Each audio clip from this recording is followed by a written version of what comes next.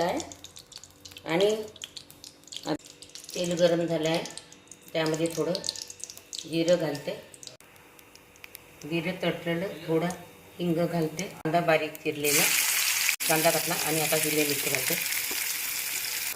कांदे आणि मिरची हे होऊन झालेलं आहे, त्यामध्ये थोडी हळद घालते, मीठ घालते चवीपुरतं. हे मिरची जे आहे ते तिखे असल्यामुळे थोडं मी लाल तिखट थोडं किंचित टाकते त्यामध्ये. हे कच्च्या आंब्याच्या फोडणी घालते, कांदा मिरची वगैरे, त्यामध्ये हे 1 वाटी बेसन घालते. तेलामध्ये हे बेसन छान भाजून घेते.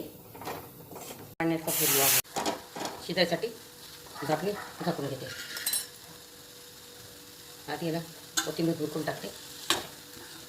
मी आज गुरुवार आहे म्हणून झुणका भाकर, कांदा मिरची आणि आंब्याच्या कैरी हे माझ्या गजानन महाराजांना मी नैवेद्य देते. माझ्या चॅनलला सबस्क्राईब करा, ग्रामीण चॅनलला